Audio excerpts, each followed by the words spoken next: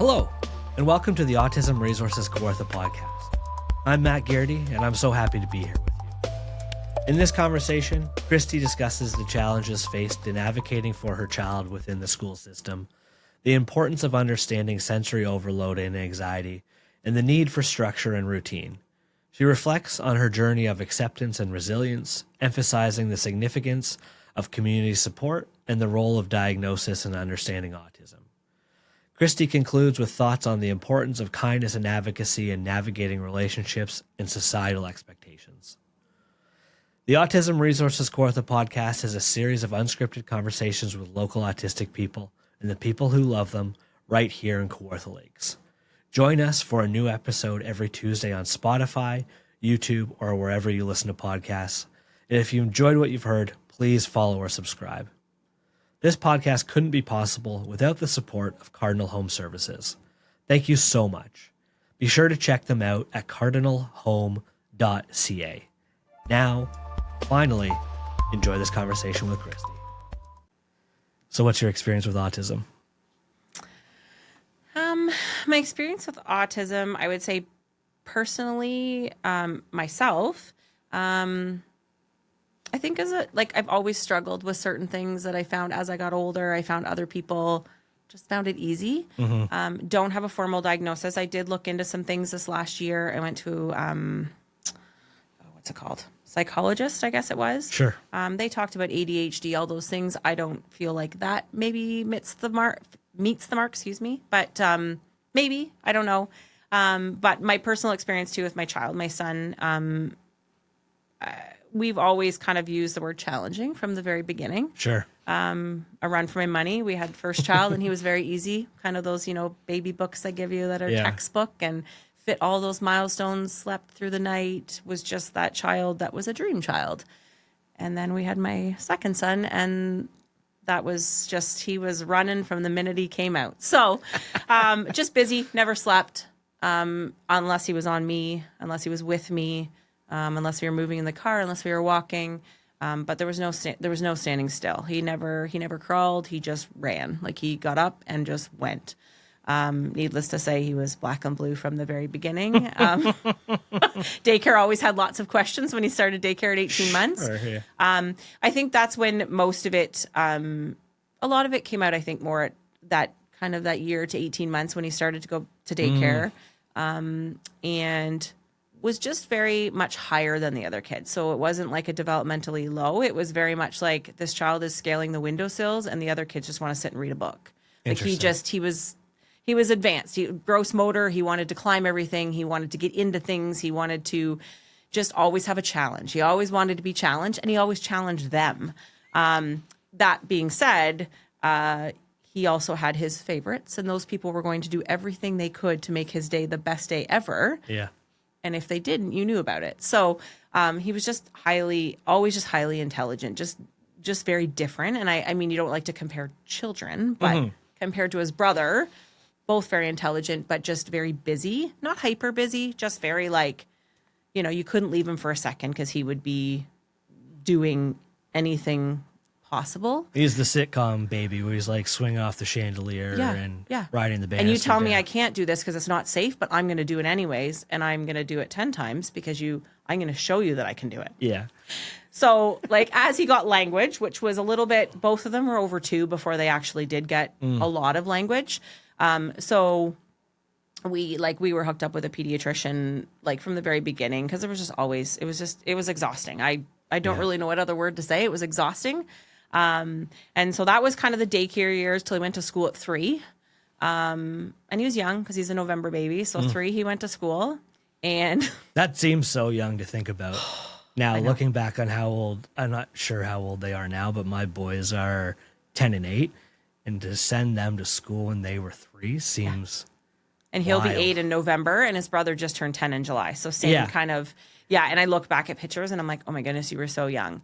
So he gave them a run for their money. I mean, they very early on were challenged. I mean, there was lots of conversations. And I would say to them, I'm like, nothing surprises me. That is who he is.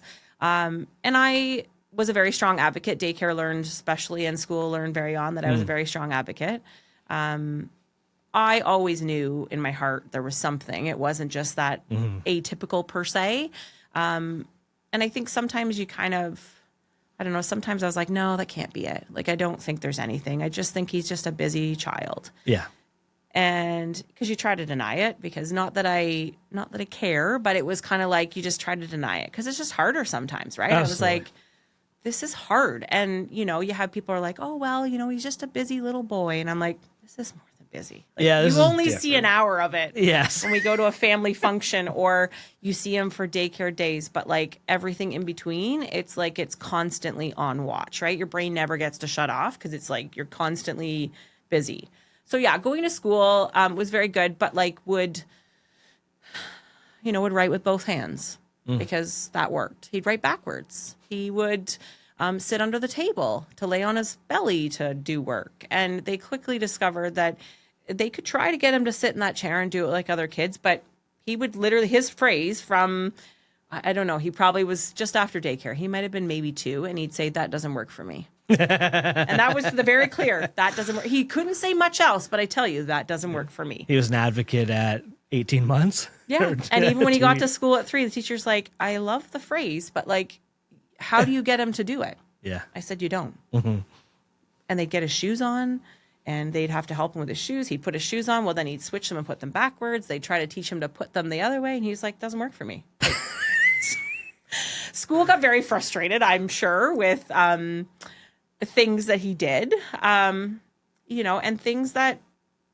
I would laugh, but I would like try to support because I was like, yeah, guys, like I've been seeing this for a long time.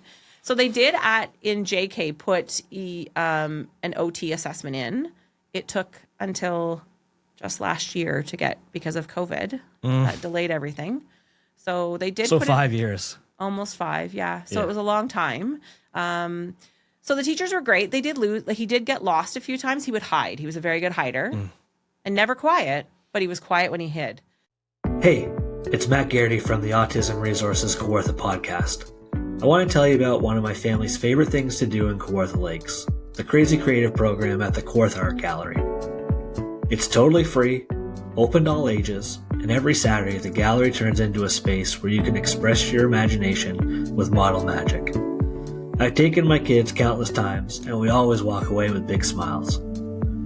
I've also talked to artists on this podcast who are autistic, and I love how a program like Crazy Creative makes creativity accessible for everyone. Join in any Saturday from 11 a.m. to 12:30 p.m. at the Kawartha Art Gallery. You can find out more by following them on social media or visiting kawarthagallery.com. You'll love it. So there was a time when they called me. They almost called the police. They called me first and said they could not find him. And I was like, oh my goodness. And they said, this is what we were doing. Like, they locked the school down. Like, they literally had a lockdown in the school. It was an hour and a half before Had they he found hid him. before? Like, you knew that he hides at enjoyed home. hiding. So Yeah. how'd you feel when you got the call? I said to them, I'm like, well, would he have gone outside? Yeah. And they said, well, we literally, like, they had extra people, everybody in the school, like everybody shut down the whole school. They all went outside looking for him. I said, you can call him, but he's not going to respond to you. Like, you're going to have to find him. Sure. They went like behind. I said, go in the spaces that you would think a child would not hide, because that's where he's going to be. Up in a tree as high as he can get. Well, I don't think he can climb that tree. I said, he'll Challenge climb accepted. that tree. Yeah. If that tree is 6 feet tall, he'll get to that 6 feet. Yeah. He won't get down, Yeah. but he'll get up there. Yeah. And they finally did find him an hour and a half later. I did drive out to the school. I waited a while because I wasn't like super alarmed that he got out. I was like, in my mind, I was like, I know exactly. He's hiding somewhere. Yeah.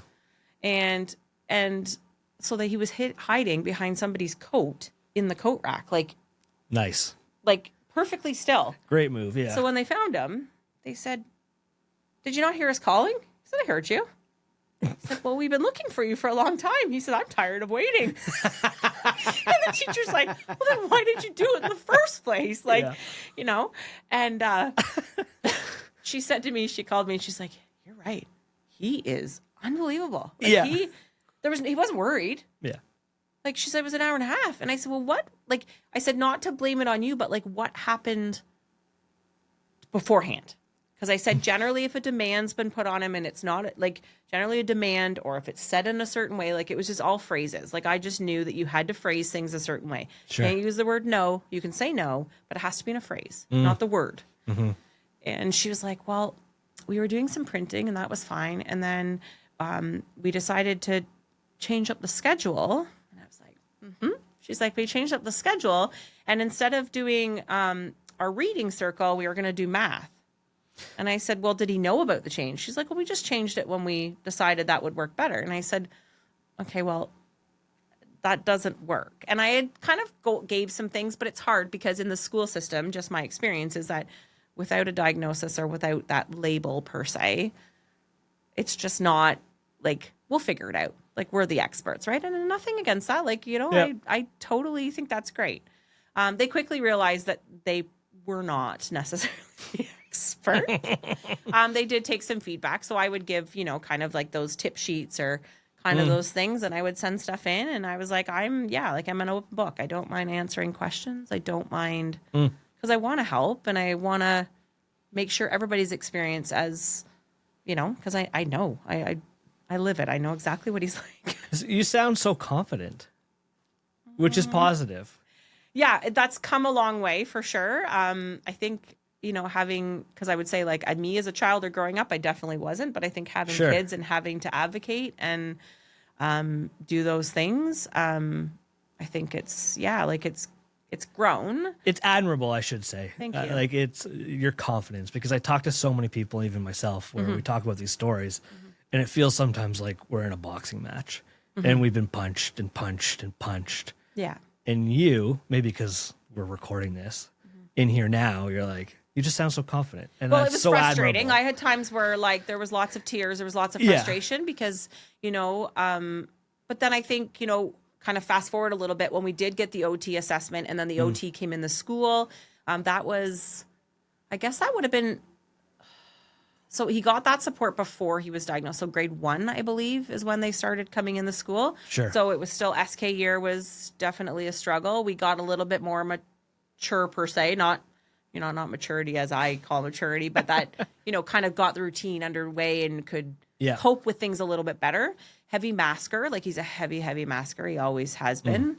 Definitely acts the role of a student. I mean, and I am very involved in the school with the parent council and those things. And when I see my child at school, it's not the child that I know. I mean, he's definitely very different. Recess? Oh no, that is the child I know. And that's what they always say. They're like, we always know he's here because he is loud. I'm like, yeah, loud is the version I know. Yeah. When you're telling me he's quiet and he's not speaking, that's not a child other than when he's sleeping. That's the only time he's quiet. So That's what we get to of, oh, well, we don't see what you see at school. Yeah. We're like, yeah, because he's masking. And he's hiding it all. He's bottling all in. He's acting like the other they want to fit in. They kids wanna and be, students. Yeah. And he comes home and he's stims and he's wiped. He went to a birthday party yesterday. Yeah. And he came home and like most kids, I would want to say, are like kind of fired up after like a party. And he was so upset that the party was over because he had so much fun. Oh, yes. And it almost looked like it was depression. Yeah. He came home and it was like, you go do whatever you need to do. Just went in the basement by himself, watched TV under a blanket for like hours. Yeah. And just like, let him be. I didn't even ask him about the party. I asked him one question. Yeah. And I was like, this isn't happening today. So today I was like, oh, now he's like up to talking. But it's sometimes it comes out afterwards, right? Like absolutely. And I'm like, wait a second, what is he talking about? Right? Yeah. Like I can clue into it. My husband struggles with it for sure because he's like, what on earth is like I think that's why I think there's something to like me wise because I can really associate to them, right? Like I understand both, especially him. Like he'll say things and it could be like weeks after the fact and I can like answer it. My husband's like, how do you even know what he's talking about? Like, what on earth? And I was like, I don't know. I just remember like impeccable memory. He's got huge memory. He doesn't forget anything. He remembers that person. He's also very about connection. So that's the thing. If a teacher or somebody in his life has not made that conversation or that effort to make that connection, he will write you off faster than you, and it's almost like rude. It almost looks like rude. Yeah. But I get it, right? That's that interpersonal, like, conversation with people, right? You need to make that connection or have that, like, empathy or just show that you actually genuinely care. And Yeah. I'm not like caring as in like a, a loving relationship, anything like that. Yeah. But it's like, he's so in tune with other people way more like, I mean, from the very beginning, he's got daycare workers that he still talks about. Yeah. And I mean, they still say, oh my goodness, I miss him so much. Or when they see him, out in the community, or if they've seen him at a, PA day or summer camp, they're like, oh my goodness, like I just miss him so much. And I was like, and that was, 6 years ago. Yeah. And people still, just because he is so in tune. But yeah, so once I'm kind of skipping a little bit, but anyways, that's how I work. But grade 1, when the OT got into the school and those things, and that was kind of, there was a sensory plan put in place and, the IEP and all those things. Not that is a perfect solution, because it's not. And then fast forward to last year, I kind of helped write the IEP, add some important things in, and I wrote the safety plan for him for school. So Awesome. I went in with the cert because the school did not, I don't know if they didn't feel, because they had not seen those things. And I said, well, you saw it in JK. Because he hid. And I said, I'm not saying he will, but I said he leaves home from me. And I am the person. Nobody can do anything but me. My husband definitely tries, but he feels completely useless most days because he just does not. Sure. He wants mom. Mom is a support. Mom is, those things. And that's just, that's just the way it's been. Right. Yeah. So, I was very concerned because he has left home. We live out of town by Highway 7. He has left 4 times and ran up Highway 7, like dodging vehicles. Yeah, we're 7 and 36. Yeah. So like highway, out of town. You don't need to tell me, sorry, but yeah. Yeah, it was pretty scary. And it was literally, I went to the bathroom. Out of he nowhere, knew. right? He knew. He just, all of a sudden something can trigger, or he's upset about something in the day and he just decides he wants to go for a walk. But then the walk, the first time it happened, it was like the walk turns into a run because he was scared, and it was too noisy, and it was a fight or flight. So, I mean, OT kind of explained to me in that moment, the frontal lobe is just, there's nothing firing. I just spoke to somebody about this elopement stuff. And last week, and I'm not there yet. It's not happened. Like, our son's 10. Thank goodness. But she was saying it was mid to late teens, maybe he's even a bit older than that, out of nowhere. And they live a bit north of here, near water, which was really scary. Yeah, it was scary. I mean, the first time it happened, I ran up Highway 7, the side, and my other son, I just said, stay home because I can't lose you too. Just go home. Daddy will be home soon. He was at work. And I said, Mommy has to go get him. I ran on the side of the road. I had no shoes. I literally had nothing. I just ran. I did catch up to him, but he got very, very far. Does he have that awareness of like safety, or would he just walk into the street? No, I don't think he would walk in the street. It's more like, I'm overwhelmed. Yeah. My problem is not being fixed. I just need to go and get help. She was saying there's a lot of reasons behind it. Could even be a stim where they're like, hey, I just want to go. Yeah. And that makes sense. And that's also scary too, right? Well, and it was hard because he ran and ran and ran. And it was like, I would probably say this was about a half an hour before it actually came down. I caught him. I grabbed a hold of him. And in that moment, like he said, Mommy, I'm so sorry. I'm scared. I'm scared. I said, buddy, like you can't, like you just can't. Like I was hysterical because I was like, oh my God, my child's going to get hit by a car. Because nobody stops. Like nobody, like why is there a child running on the side of the road? Like it's not, and a mom running with like bare feet. Like that's not normal, but nobody stops to help. Like it drives me bonkers. But anyways, we did get home terrified for a very long time, for sure. But in his mind, because we've had conversations, but he's very aware. Yeah.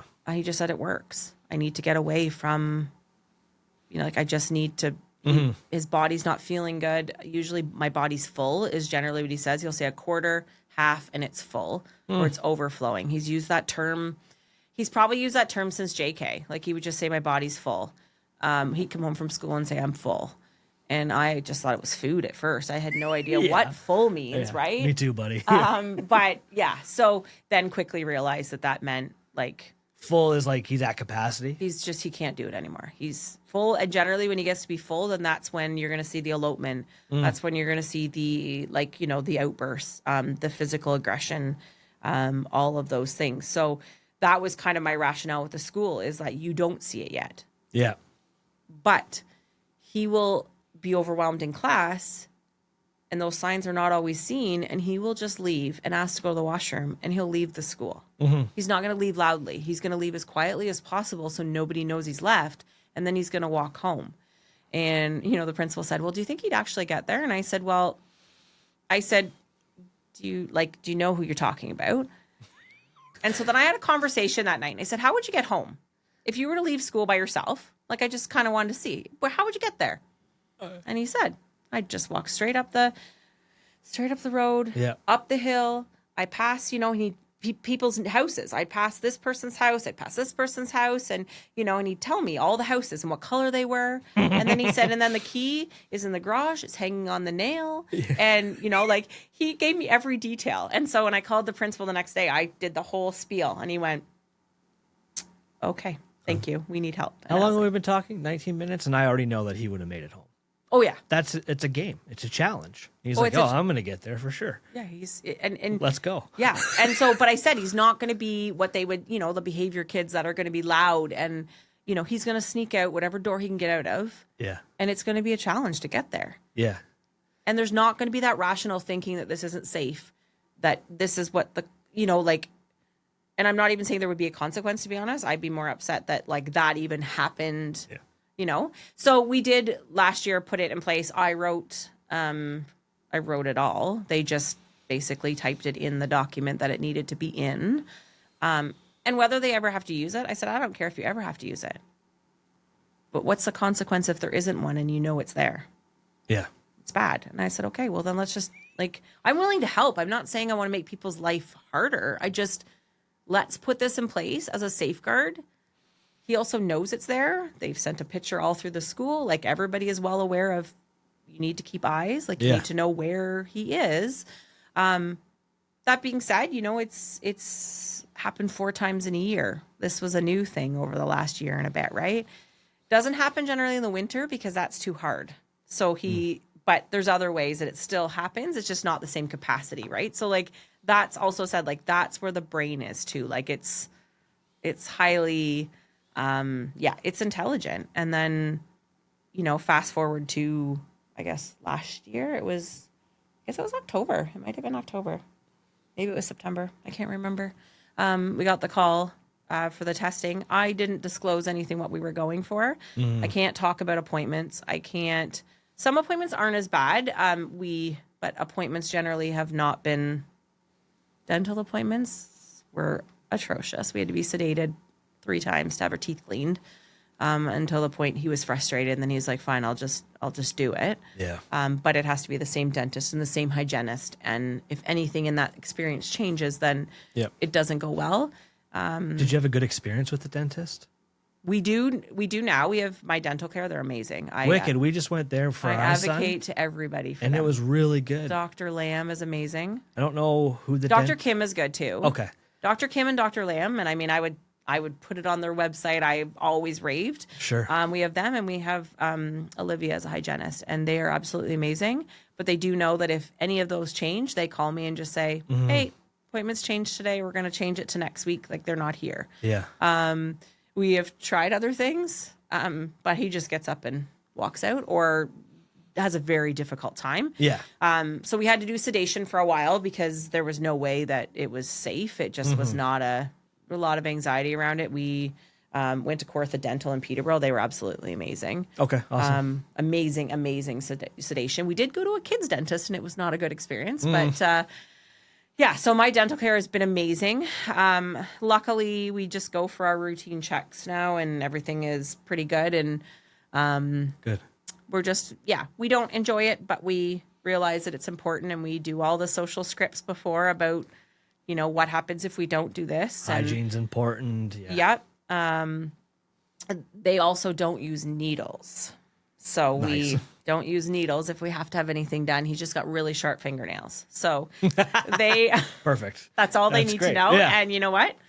it works for both of them. And he's very supportive, right? Like if we do ever have to have a needle, keeps it away.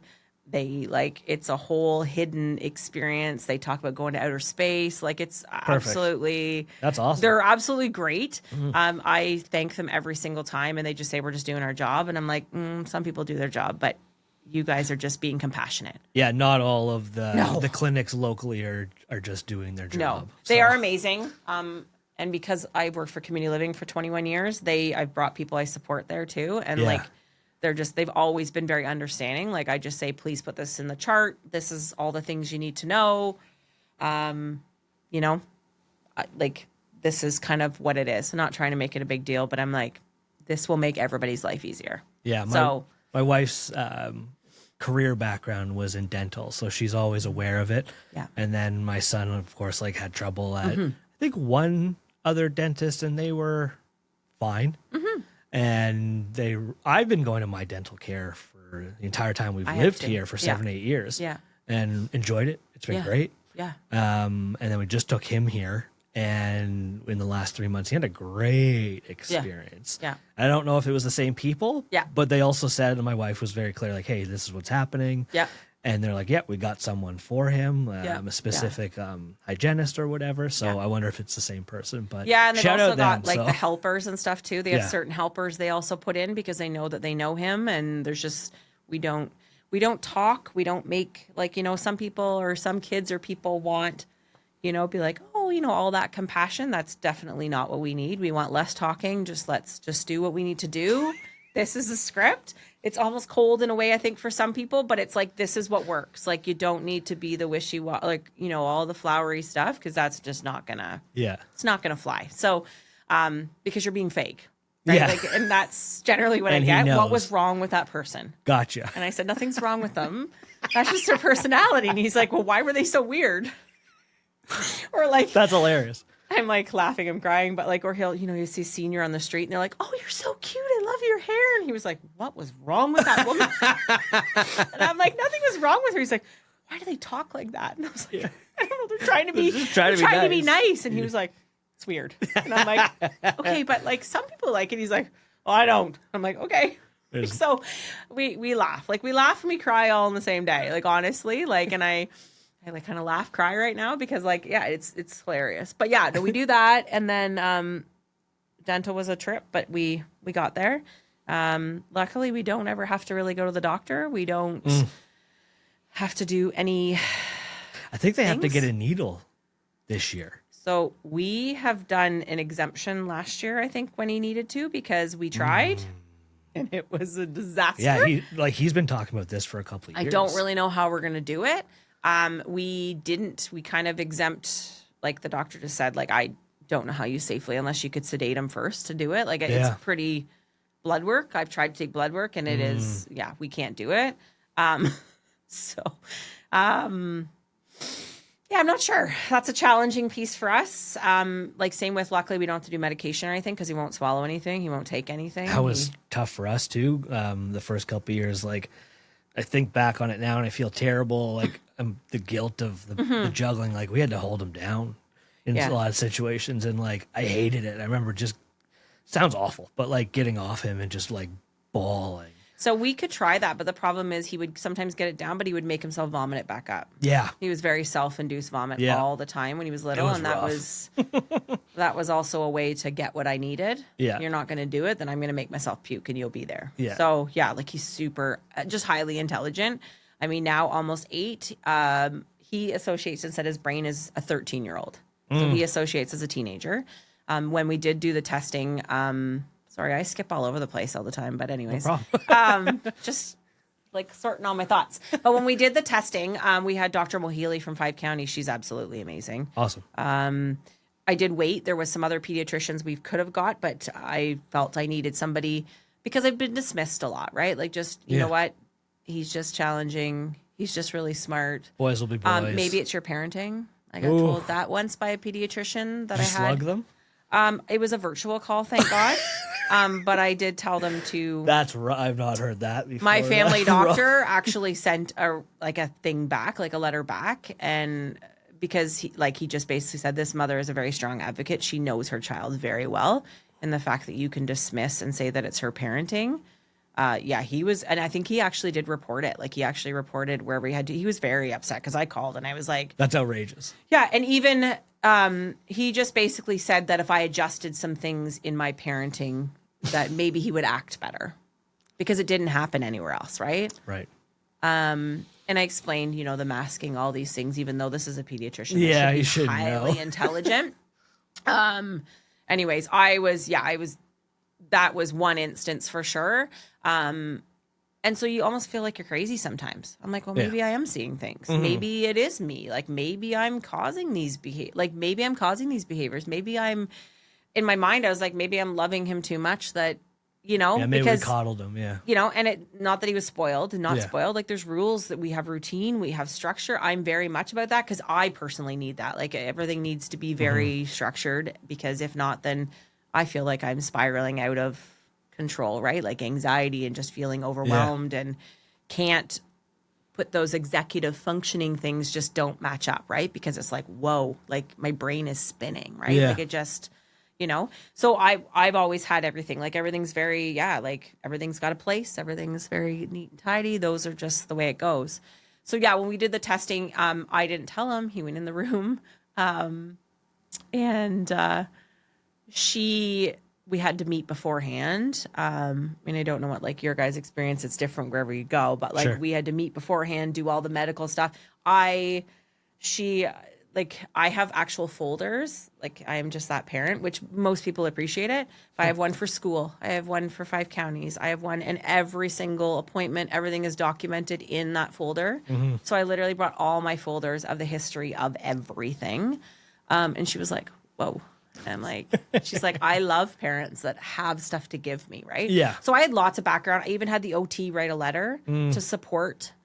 And I asked her, and Lovely from 5 counties, I said, like, I just want to make sure that everything is supported because I know that we need this because I'm just tired of being dismissed, right? Like I'm tired of saying that this is just something he'll grow out of. Yeah. And I don't want the label, but like that's just the way that our world is now, right? Or back when we were kids, probably, right? It's just a different world we live in. And I wanted to make sure as an advocate for my child, because I didn't feel I had proper support as a kid, right? Yeah. And so she wrote a letter. There was lots of support behind it. We did the appointment and then obviously was given it right after, like level 1. But then there's also social and separation anxiety is extremely high, which is not unusual. I generally go everywhere. He did attend a birthday party this year of a really good friend of his. And he wanted me to leave, but wanted me to make sure my phone was on so I could we're 5 minutes away from the place. So it's not like whatever, but generally I am at everything. Like I stay, he plays hockey, he does very, very well. He just started a couple of years ago, but excels. Huge anxiety for sure. Wow. Around it. But he started in U7. He did really, really well. And then he's made the rep team the last 2 years. Oh, nice. Got moved up last year a level. And then he's made it again. And he excels. He pushes himself. That being said, there's a lot of stuff before and after, but we do that. And then plays soccer and loves to be busy. Like he just wants to be busy. Loves his downtime though. Like he's not rushed. You can't rush him. You're leaving in 5 minutes. You need to give a 20 or 25 minute warning and then warn about every 5 minutes. Timers, like we use the timers and all that stuff too. Yeah. Yeah. Before or after hockey and soccer, what's it like? Like, he's got all this energy. His brain is thinking like a 13-year-old. He's performing like a 13-year-old in hockey, apparently. Yeah. Is he tired after hockey, or what's it like for him? Yes. Yeah. He usually, when he comes home, like if we're coming home or even after he's quiet for a while, he'll usually come home and sit on the couch, or he'll watch a show. He'll go up to his room. He's got like a little sensory corner. He's got a beanbag chair and a weighted blanket and a weighted dog, and he's got a little table with all his artwork. He loves to draw and likes to write stories and all those things. So he's got all kinds of, and he's got like he's got a sensory bin in every room. He's got his own little kit downstairs, calls it a coping kit. And then he's got one's upstairs. So, and yeah, everything is labeled in his room because everything has to be labeled and in a place. He's very highly organized and everything needs to be in a place. The place that he feels is appropriate. It's not always the appropriate place that I feel it is, but if you ever move it, it's not worth moving it. So, so yeah, he's got lots of things that he does. And yeah, generally afterwards, sometimes can be very cranky. The language, he's got very colorful language when he's frustrated, does not get it from us. Yeah. He has got some words that I have never, like, I'm like, what? Like, I remember when it first started happening, and it even happened at daycare. Like, he was only like young, and he would say things, and I was like, doesn't say it at school. That's doesn't good. Yeah. Totally Avoid some trouble there. None of those things happen at school. And they don't happen outside of home. It's just home and with us that, yeah. So like the trucker mouth, I always say, like, it is quite so he gets very, like, that sometimes comes out after. Generally we just have to just learn to kind of let it, just let those things come out. Yeah. And I usually just say, if you need to talk about it, let me know. But if not, you'll sort it out. Yeah. Because he's highly independent. He wants that support for sure when he wants it, but he likes to just figure out what he needs. And the more you try to support, sometimes it can make things worse because he gets almost like, I'm not stupid. Yeah, Like, he'll say, I'm not dumb. I'm not stupid. I don't need your support. Yeah. Like, I'm smart. And I'm like, buddy, it's nothing to do with smart. Like, that's the challenge with our son. One of them is he's at the age where he's recognizing that he's got these challenges. He sees like neurotypical people and neurotypical kids and everybody around him. And he's like, why do I have to deal with this? And he doesn't love that aspect. And I'm sure that's similar to your son at that age, especially if he's thinking like a teenager. Well, and I also have those conversations because, like, kind of backtracking to me being a child, I was diagnosed with auditory processing disorder. If I look back now, that's like now, I don't. What's that? So it's basically, I had to go down and they put me in this like soundproof room and they had like noise. They would play like noise, like cars and everything else. Car noises, dogs barking, like just outside noise. They would put me in this sound and play those noises, and then they would say words to me and I had to say those words back. Okay. I have a really hard time, like, I can hear everything. I've really heightened hearing. Like that fan is driving me nuts right now. Yeah. Yeah. Like, okay. Yeah. I don't like when we have to play air conditioning in the summer. This was a really hard summer because air conditioning is on all the time. That furnace fan, that noise. My husband always says, I can't remember, like fox hearing. I can't remember. I always says like eagle ears. Eagle ears is always what I was called, right? Even as a child, right? Eagle ears. Like, how do you hear that? But like, I could be sitting in my house and I could hear like a motorcycle that's like coming up the highway that other people would not probably even focus on. And it's funny because we'll be driving down the road and you'd be like, did you hear that truck's tires? And I'm like, truck's tires? And I was like, what do you mean, what truck? He's like, the big truck at the intersection. And I was like, I'm like, well, yeah, but like, I'm not going to point it out. But it's like, other people will be like, what are you talking about? What do you mean the truck tires? Like, so like we just very heightened, like very sensitive to that hearing. So like, I was always like that. So at grade 4, I started to struggle in school.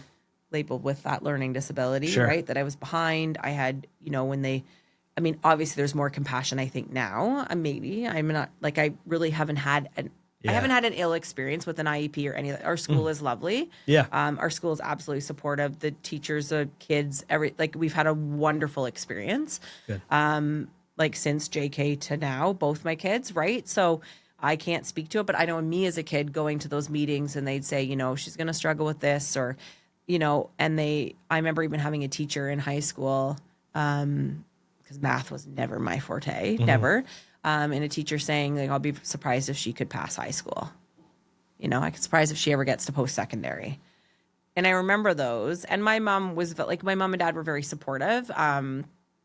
But like, I struggled with those things. I would get really highly frustrated if I couldn't understand something. Like, I'm stupid. I can't get this. And you were expected to just figure it out yourself, right? And I did. It wasn't like, okay, she's got this learning disability or she's got something we can help her. There wasn't really the support. Back then it was, you got to figure it out. Yeah, and I did. And I would say that Very frustrating for people in my life, but I'm highly independent. I don't want help. I will probably through sweat and tears and whatever else until I literally have nothing left, and then I might accept help. Like highly. I just want to do it myself. That being said, I graduated high school. I graduated with honors. Math was always a 50, and that was fine. I passed it. So, but I've gone to college twice. You know, I've had the same job for 21 years. You know, I bought a house at 19. You know, like so like I've had the same house for 20 years, right? Like it's 20. So I think those are highly successes, right? So, I'd love to, I always say, like, as I got into an adult, I'm like, I wish I could go back and just say to those teachers, you said I would never do anything, but look at what I did, right? Now, that being said, it's a lot of work. It's hard. I had supports. Like in college, I got to go into like, a room to do my tests versus do it but I learned that was okay to advocate for myself. Yeah. So I think that's my thing with, my son is like, everybody's brain works differently. There's nothing wrong with anybody. It's just we all learn differently and we all think differently. We also are different because our homes are different.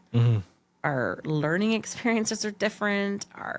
Like everything is different, and that's what makes everybody. Yeah. So if you're going to sit there and say you need to be like somebody else, or I'm not like somebody else, you're not ever going to find somebody exactly the same. Like nobody's exactly the same.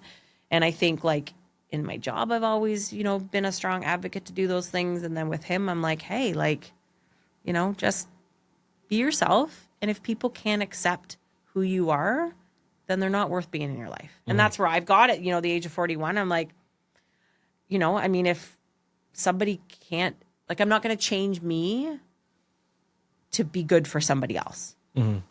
I've learned that people don't like me, and that's okay. Right? Like, and they don't always have to like, and I'm not saying I'm definitely a very, like, and I know it's not because I'm not kind.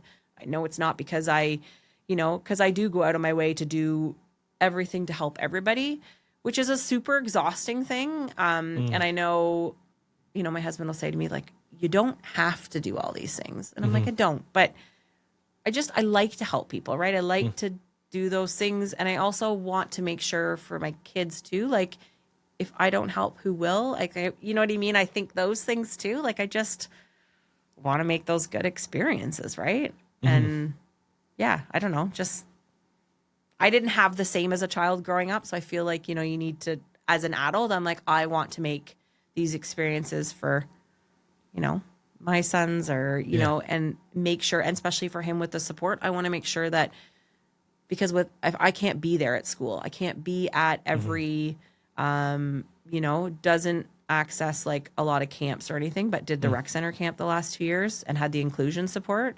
Doesn't need one-on-one, but they offer one-on-one. It was absolutely amazing. Like, amazing experience. And they just kind of go with what the child needs. And because, he wants to go to camp. He wants to do those things, but it's hard. It's hard. And I always say, like, sometimes it won't be that hard. But we just sometimes have to get a little bit older and things get a little bit easier when we learn those things, right? That's my hope. Yeah. Because, as parents, we can't always be there to support. Like, right? That's just the reality. Or I just want him, those social situations and those things where there's conflict, right? And I don't know about your son, but sometimes, our social circle is quite small, and that's okay. And has friends that literally, if they could put him on a pedestal, they probably would. They love him, and he could do nothing wrong. That being said, we've had some kind of meltdowns and things like that when they've been there. Sure. And that's hard for me as a parent, because I'm like, oh no, like, is somebody not going to want, and you know what? They don't even, it doesn't even phase. Like, they just, I think kids are different these days than when we were growing up. They're much more accepting and understanding. And I think it's not to pat us on our backs as parents now of what we've done with our kids and listening to them, letting them be heard, teaching them about different bodies and different brains and all that stuff. I see that with my son of, like, he does have a lot of support. People are really friendly. He's got lots of friends. He did have meltdowns in kindergarten where they had to evacuate the room. And I swear I've spoken to one of his friends about that in the last year, and they're like, I don't even remember that. Like, they don't even know what you're talking about, right? No, and nobody does remember those things. I mean, and because it doesn't continue necessarily to happen, Sure. it's just generally, and I know sometimes when it's happened at home, I usually just kind of say to them, do you ever have a big emotions at home? Like we kind of have a conversation while it's happening and kind of let him have his space. And they're like, oh yeah, I get upset sometimes. And I was like, yeah, we have big emotions sometimes, right? Yeah. And I was like, well, maybe, when he starts to calm down a little bit, and he's like, oh, maybe I'll get him a popsicle. That might make him feel better. And so like, kind of like making it so it's not like, almost like it's not a scary situation. It's just, It's not a bad thing. people are upset and that it's okay to have big emotions, right? So we have conversations about it. And I think I just find now that, it's coming out more and more sometimes, like the frustration, but it's around people that normally would not, like, it just wouldn't be, it just, it's, but then me as a parent, I'm like, oh no, like, I hope that, because you just, people do look sometimes differently at those Oh yeah. things. And like you said, that your son picks up on disingenuous people. My son someone will say something that I or a lot of people would not even think is negative. Yeah. And he takes it negatively, and he's like, that person is out of his life forever. Yeah. He went into, he in school is brought in. My wife walks him into the school, sits at the bench, hangs out. And last year would go into the classroom early, sit down, read. Yeah. Walked in one day last year. There's a substitute teacher, and it's a substitute teacher. I don't know how kindly they said it, but they said, you're not supposed to be here. That person is out of my son's life forever now. And I think that's the scary part with friends and loved ones when they're around and they say something that he perceives as negative. You don't want that relationship to be over because of it. I'm coaching my older son's team this year. He said to me, Mommy, like, what if somebody's not listening or you need to give direction? Are you going to be able to be loud enough? And I was like, well, I can make a little bit louder voice. And he was like, I think you're going to have to practice. Yeah. I was like, oh my God. Like, because you don't see those things yourself. And I'm like, oh my God. Like, but it's just, it's those things. But I'm very open with them. Like, it's very open conversation. I don't safeguard anything. I just talk about everything. Sometimes there are probably conversations that adults have, but like they do understand. And, I guess want them to be good human beings that, but just having those open conversations and educating around those things that, especially, with the autism and the anxiety and those things, it's like everybody has it. It's just we don't have signs on our back to say, signs with big flashing lights, right? Like, here's what it is. Yes. Because I think because you can't see it necessarily, right? Yep. So, it just kind of like gives them that perspective because you just never know what somebody's dealing with, right? And, it kind of gives them that thinking, especially when you go to school and you see those kids that might be by themselves or that don't join in on the sports or don't join in those things, or maybe want to sometimes, but then they just leave the game or, changing the rules. We hear all about that most of the time, right? The rules change all the time. There needs to be a book and it needs to be in permanent marker and the rules just never change, right? And that's what I get told. I'm like, that's not, how it works. And, like school is probably the biggest challenge for sure. I mean, hopefully this year wants to be challenged. She hopes that grade 3 is real work. And I'm like, well, there's been real work the whole time. But that's the hardest part too, because, like as kids, they might move kids to another grade or give those things. And not saying that's a positive or a negative, but like they don't do those things anymore. Just causes frustration for those kids that do kind of, are in grade 3 in reading at a grade 5-6 level. Yeah. He brings home books and he brought one on the other day and it was 6-7. And I was like, buddy, like this book is really hard. And he's like, my teacher told me to go get the harder ones. And I was like, well, that's good. Cause we've had the conversation around like, can he go venture away from like not the age he's in? Because that's hard. He is reading grade 5-6 books at home. Like he's reading his brother's brother's in grade 5. He's reading his brother's chapter books Yeah. with ease, right? But Clifford the dog just doesn't work for me. It's for babies. Yeah. Yeah. We're over baby books. Yeah. That was the jump to like grade 1 was like, oh, I'm in real school now. And I was like, you were in real school for the last 2 years. But it's like, oh, thank God. Like, Yeah. why do we have to write our name 10 times? Like we wrote it once. Yeah. We got it. I know the alphabet. Let's move on. What's next? Why are we doing this? Likes that challenge where some kids are like, if I can just coast through, Yeah. I'm happy. But no, like he was just, So we have lots of conversations, obviously after school for sure. Doesn't talk about it at school. I wish that's my goal. And is that self-advocate piece, or be able to recognize and be able to tell other people other than mom what I need. And I know that's a big jump. It's a big, huge thing, but is generally completely mute outside of home. So, which I've just been told that's that social anxiety, that separation anxiety, even though I'm there for the most part, not school, I'm not, but is generally pretty, other than recess, because there's no expectation at recess, right? You're with your friends. So is he like, he's quiet or mute with the teachers or other kids?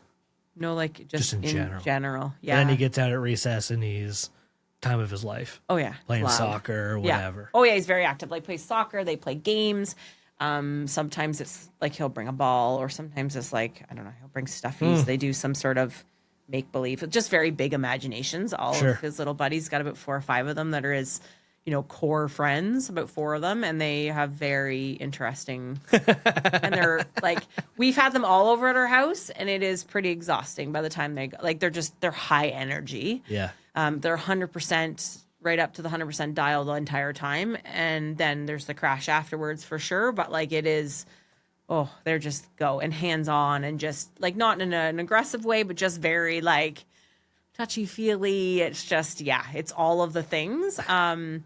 So yeah, generally I get told recess is like the loud and but in class is last 2 years was encouraged to verbally participate. I'm like, can I have that version at home? Yeah. Maybe he's like hyper masking at school because he's Very been much told so. like you're supposed to be quiet, don't talk, and he's just laser focused on that. Very focused and wants to do his work. Like he's very, very frustrated. Both of them are when people don't follow the routine or you don't focus on your work. My oldest one will actually give notes to people in his class if they're talking when they're not supposed to.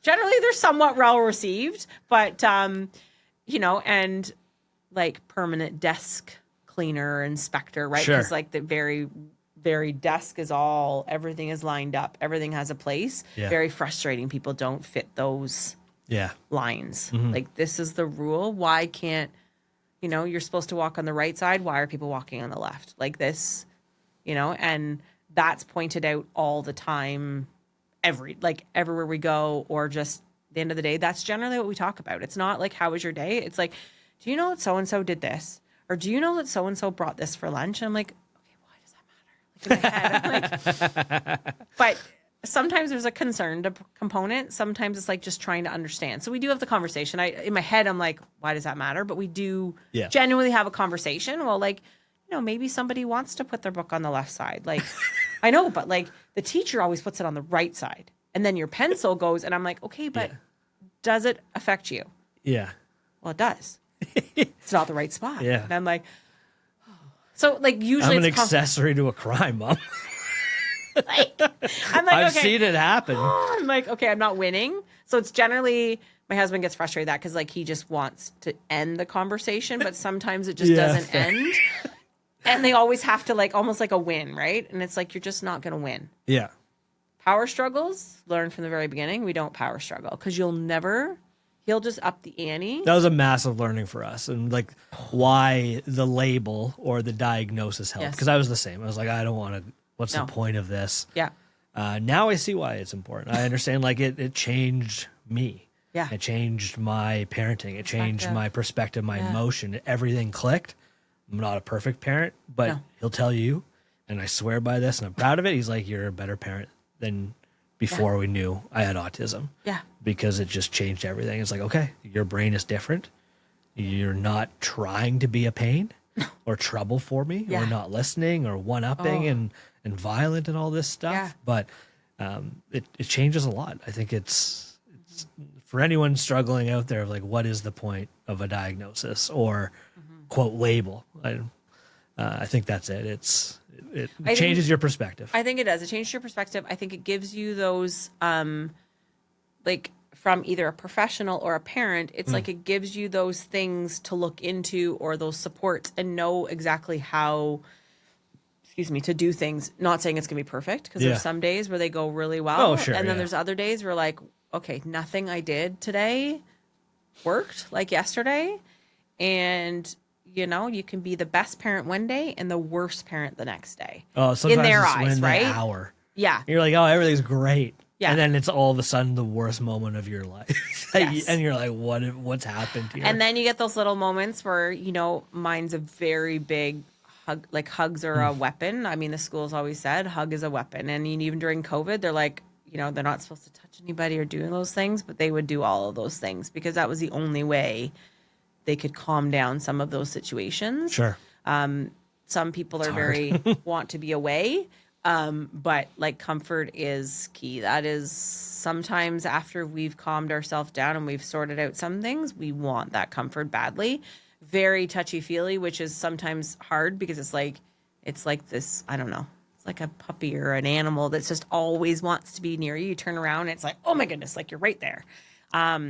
Always mommy needs to be there, right? Yeah. So even if we don't need help, mommy just needs to sit there and just be there. Just be there. Mm-hmm. And sometimes they'll say, you don't have to talk and you don't have to smile. Just be here. I'm like, okay, perfect. So that has been one thing. And I think that's something we've worked on over the last couple of years, especially, is that like you're old enough to tell us, and my husband definitely would get in the power struggles and it was oil and water. Yeah. And I was like, you need to tell daddy. And so he would say, daddy, just sit there and be quiet. Yeah.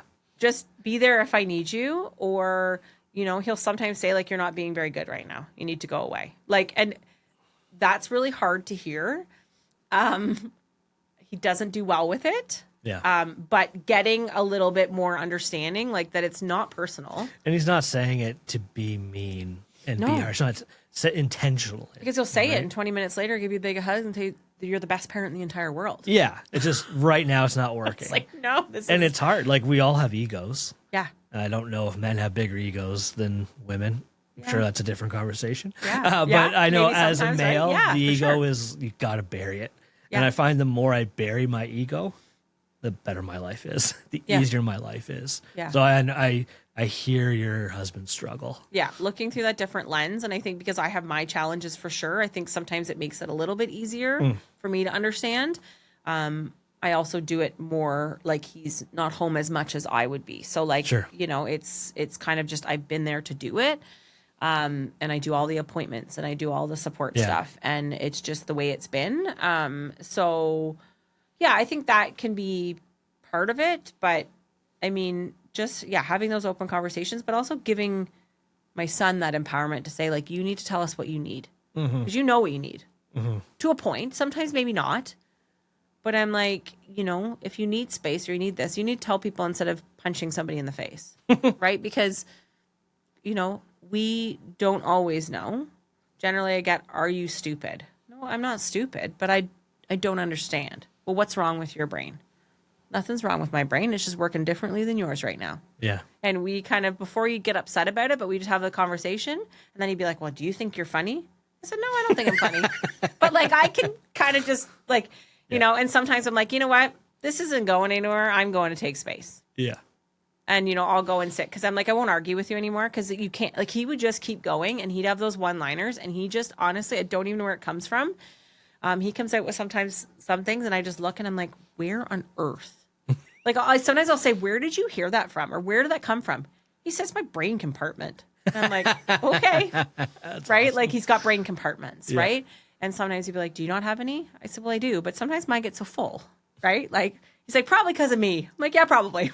Right? Like, so it's kind of like that. We've kind of got to the point, like, there's a little bit of humor in it, right? Like, that it's not a bad thing, but, like, you are a lot. Like, and sometimes he'll say to me, Mommy, are you tired? Because I'm a lot. Yeah, I am tired today. Been a long week. and it's Tuesday. Yeah. And he's like, can't do much about it. Yeah. I'm like, I know. He's like, you'll still love me. I'm like, I do. Yeah. I'll always love you. That's and I awesome. think that's the important thing, right? Because I think sometimes, especially, I mean, I think all the time, I don't know if it matters about intelligence, but I think sometimes when they're so aware of those things, I think knowing that, you know, I just know as a child, that's what I need. Like, you know, you're proud of, I'm proud of you. I love you. I will always love you. That love will never change. Because I think because there's days where it's a pretty lonely journey as a parent. Yeah. We don't have an outside circle. We have no support. Yeah. We have no family support necessarily. Don't have people that are like, hey, we'll take them for the weekend or we'll take them for a couple hours because you need a break. My break is like I go and hide in my bedroom, right? Like, and that's not a break.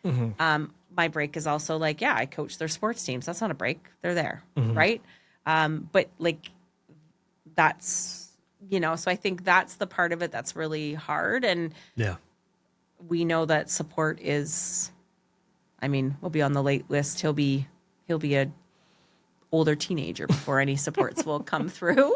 Cause I think it's 5 to 6 years, I think, for some of those OAP and that kind of stuff. Sure. Special services at home, those kind of things. So, you know, that's the biggest thing. That being said, even if we had it, I don't know how well it worked because he also won't go with just anybody. That's the hardest part. Like I need big it. problem. Yes. And people are like, well, they need to be separated or they need to have support. Okay. Yeah. How does that look? Yeah. And like I think a lot of people in our community are in a similar space where we don't have that outside support. And even when we do, and there are friends, there's family that will say like, hey, like we'll take him for whatever. And we've tried that. In some cases it works. Sometimes it doesn't, like you're probably aware. Absolutely. But the thing is, my son sounds very similar to yours, like driven by anxiety. Yeah. And he doesn't want that. And I understand that kids have to do things they don't always want to do, but it's not like he doesn't want to eat an apple. And it's, okay, just eat an apple, you'll be okay. This is something that he feels genuinely unsafe about. And it's going to stress him out, and it's going to harm him. I don't want to put him in that situation. Yes, you're an amazing friend. Yes, I love you and you are family. My son does not feel safe. You're not unsafe. It's not about that. But he genuinely doesn't feel safe outside of his home, his room, with us there. Do I want to put him in that situation? And we used to, and we haven't in a real long time. Yeah. So then it does. Then you kind of isolate everyone, and you do have no support. No. And that's really hard. That's a struggle for me.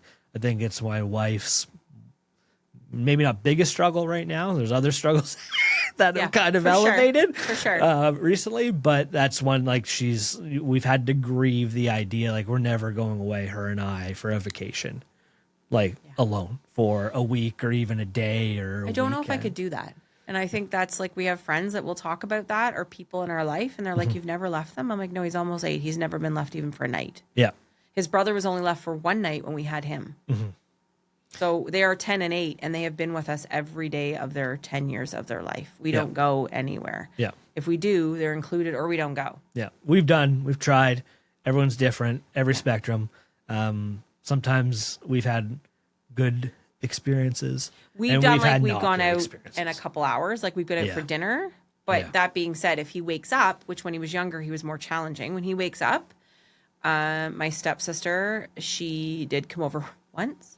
And she would do it again. Like she would. Yep. But I had a lot of problems because he made himself throw up because mommy wasn't home. Yep. And is he vocal like he doesn't want this? Well, at that time he wasn't, but now I've talked about it. Like the one time we did go out for dinner and a young girl down the road who's babysat them a couple times, like during the summer, she'll stay for a day with them. Yeah. They get to stay home. She's done very well. He has ran away a few times on her. So that was a very big, stern conversation, which he doesn't want to lose that privilege. So I said, like, this is not okay. I get that this is something you use. I get it's a support thing for you, but that's not safe because I've told her she needs to call the police. because mommy's not home. Yeah.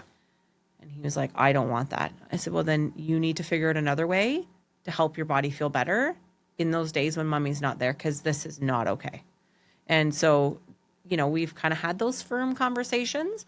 But other than that, no, like we don't. Now, he generally will say to me, like if I say to him, oh, what about this? Like we've talked about it. He's like, what would be the point of that? I was like, well, I said to him, well, mommy and daddy could go out for dinner. We could go do this. He's like, you could go out for dinner with me. And I said, but I need a break sometimes from you. And he goes, go to your room. Yeah. I was like, okay. That's so funny. Right. And you know what? If we both talk about it, it's like, we don't want to, right? Like that is, Yeah. you know, so like my break is when they're on the ice, right? I get an hour and a half. That is my time to just, they are in somebody else's care, you know, and to other people, that's not what it is. But to me, that's all you need sometimes. That's all, you know, and that's this reality. I've come to terms with the fact that it's exhausting, but all these people can have all these lovely solutions, but that's not always a solution. No. Right? Yeah. Because, I don't want to disrupt my child. I don't want to break that trust either. Right. Yeah. I think that's important, right? That love and trust and that support. Yes. And especially when the anxiety is high, like when that piece is there and people can say, you know, just do this and your anxiety will get better, or just do this. I think we all have anxiety to a certain point because that's just part of being humans, right? But I'm like, at the end of the day, they're only a child. He's not an adult like me. Yeah. They can't cope the same as you and I have the skills and the ability and the learning experiences and all those things to be able to cope with that. Yeah. Right? As a child, they're not even developmentally developed. Yeah. Right? So it's like for them to like when you actually think about it, and I can break that stuff down because that's just how I think. Sure. It's like that's a complex, Yeah. you know, even the simplest tasks in a day, like you said, going to a birthday party or those things. It's like to you and I, you might go there, or other people, they're like, oh, well, you just go there, you have a lot of fun, you know, blah, blah, blah. But there's no routine. There's no structure. There's lots of different smells. There's lots of different noises. Mom and dad are not there. Like, this is not a normal thing. Yeah. Right? This is not something that every single person in the world does, you know? Yeah. Like, you know, so it's like people say, oh, well, you just do it and eventually you'll just get over it. And I've heard that many times, right? Just let him do it a million times. He'll get over it. It's easy to say, like, but we've had that experience. I mean, we've tried it all. And we're adults, and it was still hard for us. If like we're being honest with ourselves, it's hard in different ways and different things. So we avoid a lot of things, right? We didn't go to the fair this year. That is not We didn't something. go either. We did not even. We did it a few years back. It was not great. Sensory overload. It for is them. huge. He definitely and doesn't too much do well. fun. It's amazing. It's a great event and everything, but there's just too much for them. Yeah. So We do some things for sure, and we deal with those things. But yeah, I mean, like we don't do a lot of things that are overstimulated. I mean, we've done Santa's Village, which has been a good experience to go on a certain day, a certain time. I mean, some families can just, you know, oh, we're just going to leave at this time. You don't know what time we're going to get home. Everything has to, like, they need to know what time they're going and what time we're leaving, right? Like everything is very structured. And I'm like, trust me, guys, I've tried to do it without it. It's not just my need for that. It's like we've tried to do the unstructured and it is not good. way worse. So, you know, and they need to know, like, are you going to bring snacks for us? What food are we going to have? What time are we going to have lunch? You know, like what's this going to look like? How long and some things you can't answer to. Yeah. But it's like when there's too many unknowns, that's too hard. Yeah. Right. And it's not, the fair is too many unknowns, right? There's lots of knowns, but there's also those unknowns that we don't know what's going to happen. Yeah. And so, you know, is there a bathroom going to be nearby? Like where, and that's like all those things is what we think about. You know, we come in, it's like, oh, that's where the bathroom is. Where's the next one, Mommy? And I said, do you need to go to the bathroom? No, I just need to know where it is. Just I'm like, in case. okay. Like we need to know where everything is, right? Yeah. So like, you know, and how many rides are we going to do before we have this, Yeah. right? And it's like other people are like, well, just don't talk about it. They'll still talk about it. Yeah. Like, I don't know. You can ignore it because I've heard that from the older generation. Just ignore it. It'll go away. Yeah, that's Oh, great. okay. Yeah. Perfect. Just shut down your kid. Don't listen. But that's to what them. I Yeah. don't know about your experience, but that's what I grew up on. 100%. Yes. Right? You'll be okay. Yeah. I'm not okay. But you'll be okay. Yeah. You're always okay. Yeah. You're good. Yeah. Let's just move along. Like, you know, it was a day or this happened, but that's just life. Yeah. Suck it up. Move on. I'm like, okay. Like that's, you know, it's okay to not be okay. Right. Yeah. And that's, you know, and my kids are very much like, Mom, this is not this is not working. I need to do this right now. Like, you know, and we have gone places and had these high expectations that this is what it's going to look like. And it does not look that way. No. And so we've had to learn to be frustrated internally. And sometimes some emotions come out, all of us, right? Because you want something to work out, but it doesn't work out the way that, you know, like it just. And it's a grieving process with that too. It is. And I think that's the hardest part. I think we've come to terms, like we're not even to come to terms with, I still haven't really, right? Because it's like you want things to just be easy. I want to just be able to leave and not bring the snack bag and not bring, you know, the extra clothes or not bring the wipes because of whatever. Like I don't want to have to, just want to be able to go. It's like, oh, let's go do this. And not have all those things, right? I mean, you see the kids and we always have a snack container. We always have our staples, right? And it's like, they're always there. And sometimes when they're younger, my husband's like, it's silly. And now I think he realizes like, that's a sense of comfort, right? When things are too much, I'm going to have that granola bar that I know I like. Yep. And it's going to help me calm for a minute. Right. Like, and I've learned that that's what that's all about. Right. Yeah. I'm not necessarily hungry. Maybe you are, like, they're always hungry. I mean, kids are always eating, at least mine are. Yes. Right.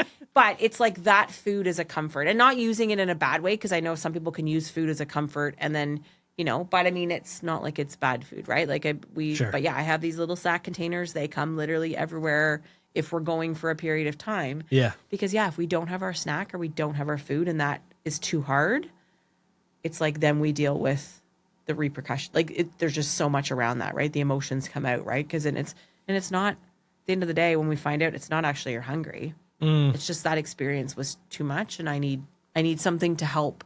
You know, even chewing, all those things are all part of that.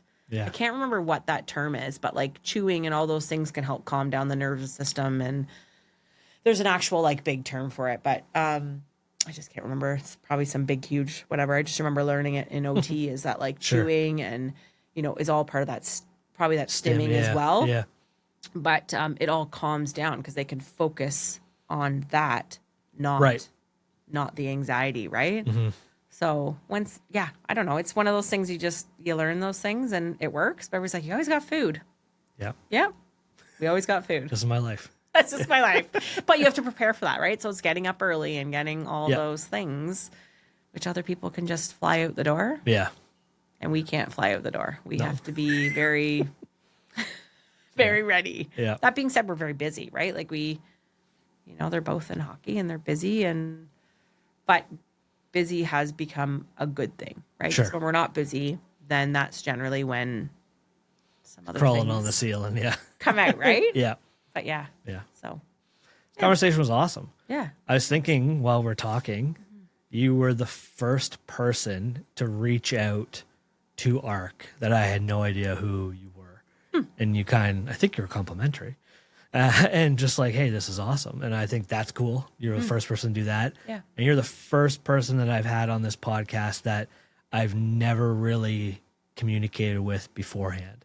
There's been other people I've never met, but I've like been on Zoom calls with or email correspondence over like years ago even. You're the first person I'm like, I have no idea how this is going to go. I don't know if she's going to be chatty or not. This was great. Perfect. So, yeah. I can be chatty, but I can just share lots, right? I like to share those things because I've learned that sometimes you can learn those things. I think when you understand somebody, then it just helps maybe a relationship or absolutely, helps those things. And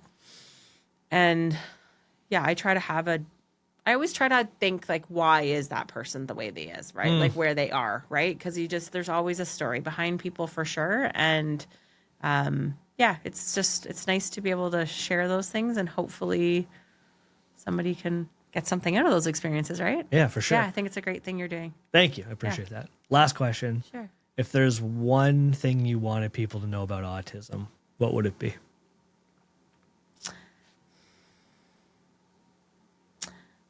I don't know. I could honestly say, like, I don't know, it's hard to explain it, but in a nutshell, I would say it's probably one of the most rewarding, frustrating experiences for sure. But I feel like I've been on this journey for a little bit through the advocated for many years before we actually got some answers for sure, like concrete that I knew, but those on a piece of paper per se, right? And other people to actually be like, oh, okay, like this is real. Is just advocate and stick to your guns. Because I think as a parent, I think we generally always have that instinct. I think you just know. I'm grateful that I have like not education, but experience behind me to be able to support those things. But just, advocate, just stick to it. And if people don't like you in the end, that's all right. Like I have, not that they don't like you, but you know what I mean? I know people that just kind of, you can tell that they're like, I'm just not sure how to take her. And that's okay, right? I don't need people to like me. I need to make sure that I do what's right. And hopefully that person, I always feel like the ignorance is because they don't understand. So just advocate, and I don't know, they're full of love. They're full of, I don't know, at least mine's full of love and spunk, and you can learn a lot. I think you can actually learn to slow down. I think I've learned from it that I can learn to slow down and, smell the roses per se, and actually just really look from their perspective, right? Like really just observe. Whereas sometimes you're just going through the motions of life, and, like you spoke about the challenges and those kind of things, right? Like you think, oh my goodness, why is everything a fight? It's a fight, but in the end, you see the reward at the end, right? You see those successes. You can see that it doesn't matter if there's that label or that diagnosis. That kid can do anything they put their mind to. They just need, I feel like, they just need that support behind them. If they have your support, they can do it. It just might look a little differently, and you just might have to deal with a few things, but they can do it. Right. And I think that's me. I've always grown up that way. It's like, I'm going to do it. You tell me no, I'm going to do it. So, and that's kind of my thing is like, no is not a word we use, right? You can do it.